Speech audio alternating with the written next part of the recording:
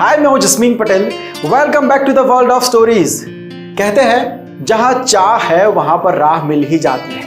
कुछ लोगों को आज भी लगता है कि हमारी फाइनेंशियल कंडीशन अच्छी नहीं है, इसलिए हम आगे नहीं बढ़ पा रहे हैं। हम गांव वाले हैं, इसलिए हम आगे नहीं बढ़ पा रहे हैं। हमारा बैकअप नहीं है, इसलिए हम आगे नहीं बढ़ पा रहे हैं। आज जिस पर्सनालिटी की लाइफ स्टोरी मैं आपको सुनाने जा रहा हूं, उनकी सक्सेस के बारे में क्या बताऊं। हर कोई जानता है कि हुसैन बोल्ट उस इंसान का नाम है कि वो जब भागते हैं हाई डेफिनेशन कैमरास भी उनको ठीक से कैप्चर नहीं कर पाते हैं। उन्होंने साबित किया है कि कोई इंसान चीते की रफ्तार से भी दौड़ सकता है। दुनिया के सबसे तेज दौड़ने वाले इंसान, वेरी सक्सेसफुल एथलीट। 100 मीटर और 200 मीटर की दौड़ में मेहनत से ज्यादा टेक्निक काम करती है, साइंस काम करता है। 10 सेकंड का खेल 1 सेकंड के 10वें भाग का भी लेट स्टार्ट या फिर एक कदम आगे पीछे रख देना, या तो फिर 1 सेकंड के लिए भी फोकस घुमाना, या फिर भागते वक्त एक पल के लिए ही सही बैलेंस घुमा देना, मतलब आपकी सालों की मेहनत बेकार। हुसैन बोल्ट जहां से आते हैं उस जगह बिजली और पानी की भी सुविधा नहीं थी। ऐसी गरीबी से निकलकर इंटरनेशनल लेवल पर इतनी बड़ी सक्सेस उन्होंने कैसे हासिल की। कई उतार चढ़ाव आए हैं। एक दौर ऐसा भी आया कि दुनिया ने कह दिया कि यही तक रहेगा बोल्ट का सफर। चारों तरफ सिर्फ निराशा थी। तब कैसे उन्होंने कमबैक किया था। जब वो भागते हैं तब उनके दिमाग में क्या चलता है। ऐसा तो वो कैसे भागते हैं कि साइंटिस्ट रिसर्च करने पर मजबूर हो गए कि कोई इंसान इतना तेज कैसे भाग सकता है। ये सारी बातें आज हम करेंगे। ये वीडियो आपको हिम्मत देगा, भरोसा देगा कि अगर ठान लिया जाए तो इस दुनिया में कुछ भी नामुमकिन नहीं है।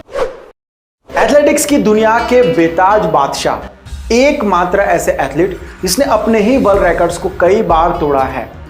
बोल्ट दुनिया के सबसे बेस्ट, सबसे महान स्प्रिंटर है। स्प्रिंटिंग यानी कि कम डिस्टेंस की रेसेस।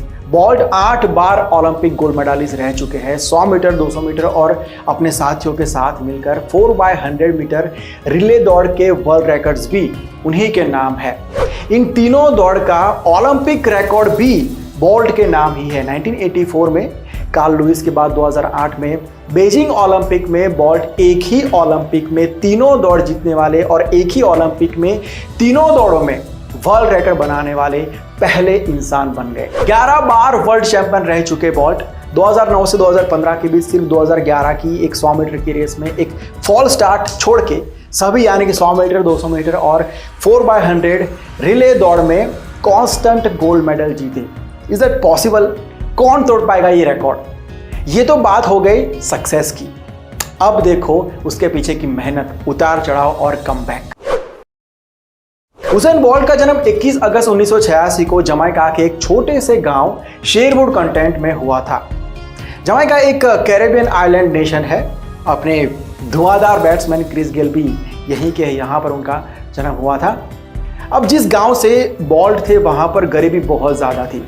लोगों के घर में ठीक से पानी की सुविधा नहीं थी, बिजली की सुविधा नहीं थी। बोल्ट के माता पिता गांव में ही एक छोटा सा किराना स्टोर चलाते थे और उसी की इनकम से उनका गुजारा चलता था। हुसैन बोल्ट का एक भाई और एक बहन है। बचपन में हुसैन बोल्ट अपने भाई के साथ क्रिकेट और फुटबॉल बहुत ज़्यादा खेला करते थे।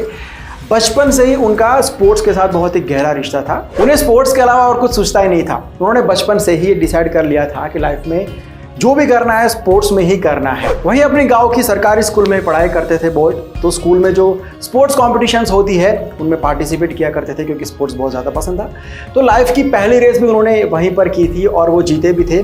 उस रेस को जीत के हुसैन बोल्ट 100 मीटर्स की रेस में अपनी स्कूल के सबसे तेज रनर बन गए थे। अब ये तो तय हो गया था कि स्पोर्ट्स में ही आगे बढ़ना है, लेकिन एग्जैक्टली कौन से स्पोर्ट में करियर बनाना है ये अभी तक तय नहीं था। लेकिन उनके जो क्रिकेट कोच थे उन्होंने जब बोल्ट को पिच पर रन लेते हुए देखा, इस रफ्तार से भागते हुए देखा, तो उन्होंने सजेस्ट किया कि बोल्ट तुम्हें स्प्रिंटिंग के लिए ट्राई करना चाहिए।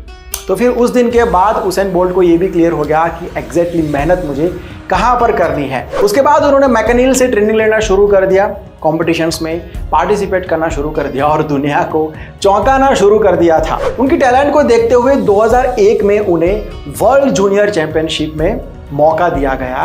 15 साल की उनकी एज थी, लेकिन हाइट थी 6 फीट 5 इंच। एज में अपने से जो बड़े प्लेयर्स थे उनके सामने जब खड़े रहते थे तो वो उनसे भी बड़े लगते थे। अब किंगस्टन यानी कि जमाइका का कैपिटल वहाँ की घरेलू ऑडियंस के सामने इनको मौका मिला था। तो बोल्ट काफ़ी नर्वस भी थे, अपनी ही ऑडियंस के सामने, अपने लोगों के सामने वो हारना नहीं चाहते थे। हार का डर था और लोगों की उम्मीदों का प्रेशर भी था। इतने नर्वस थे कि उन्होंने जूते भी गलत पैरों में पहन लिए थे। लेकिन उस दिन उन्होंने डर को काबू में करना सीखा, लेकिन उस रिस्क को जीत कर दिखाया और यंगेस्ट एवर वर्ल्ड चैंपियन बने। बोल्ट कहते हैं कि अगर उस दिन मैं डर को काबू में नहीं करता तो आज मैं यहाँ तक कभी नहीं पहुँच पाता। उसके 2 साल बाद उन्होंने 17 साल की एज में वर्ल्ड जूनियर रिकॉर्ड भी तोड़ दिया।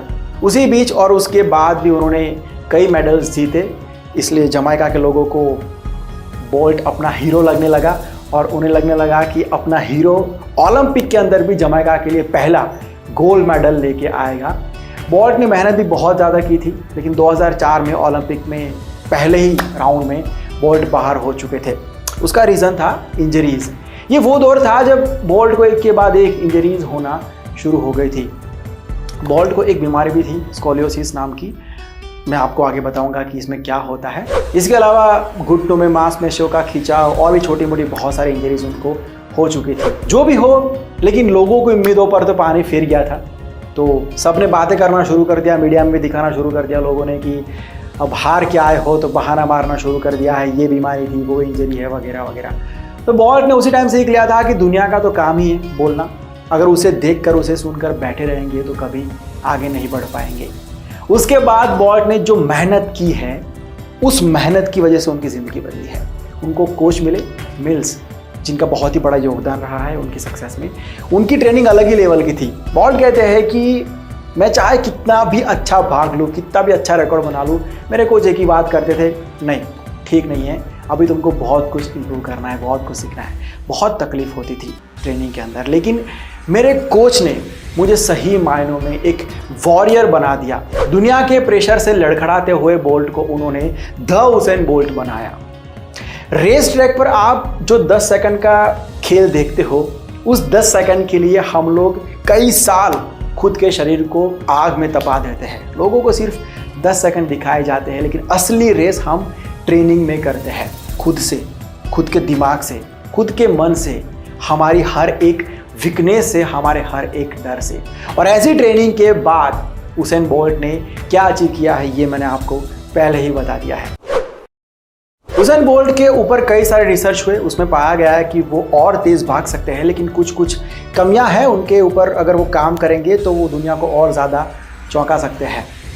उस इंसान की स्पीड को देखते हुए ये सब रिसर्च हुए थे और पाया गया कि हुसैन बोल्ट का जो बायां पैर है वो दाहिने पैर से 12% कम फोर्स पैदा करता है। हुसैन बोल्ट ने भी कहा इसके ऊपर कि जो स्कोलियोसिस की जो बीमारी है उसके कारण एक पैर मेरा थोड़ा सा छोटा है और इस वजह से दोनों पैर का सेम फोर्स मैं नहीं पैदा कर पाता हूँ। हुसैन बोल्ट को स्कोलियोसिस नाम की बीमारी थी, जो मैं पहले आपको बताया। उनका कहना है कि ये बीमारी मुझे बचपन से नहीं थी, लेकिन बहुत ज़्यादा ट्रेनिंग की वजह से, हार्डवर्क की वजह से ये हुआ है। खास करके जब से वो प्रोफेशनल प्लेयर बने हैं, तब से एक के बाद एक इंजरीज होना शुरू हो गए। तो उसमें से एक थी स्कोलियोसिस नाम की बीमारी। इसमें स्पाइन का शेप बदल जाता है, बहुत पेन होता है, तकलीफ होती है। लेकिन ऐसे इश्यूज होने के बावजूद बोल्ट 9 साल तक टॉप पर रहे। किसी की ताकत नहीं थी कि उनके रिकॉर्ड को छू भी पाए या सोच पाए कि मैं तोड़ पाऊंगा। उसका सबसे बड़ा रीज़न था हुसैन बोल्ट की टेक्निक, मेहनत, डेडिकेशन और बहुत ही स्ट्रॉन्ग माइंड। रिसर्च कहता है कि रेस में प्लेयर हवा में कितना तेज पैर घुमाता है, उससे वो रेस नहीं जीत सकता है, बल्कि कितने फोर्स से वो जमीन को धक्का देता है, उसके हिसाब से, उस एबिलिटी के हिसाब से वो रेस जीत सकता है। बोल्ट अपने दाहिने पैर से 450 केजी से भी ज़्यादा फोर्स पैदा करते थे। ये उनका पॉजिटिव पॉइंट था।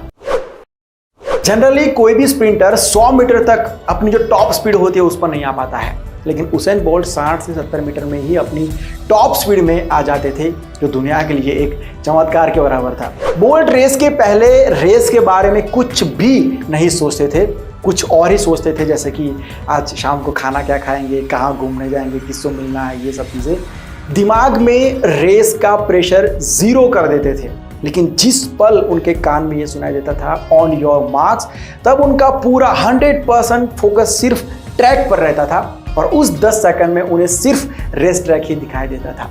कुछ भी नहीं दिखाई देता था।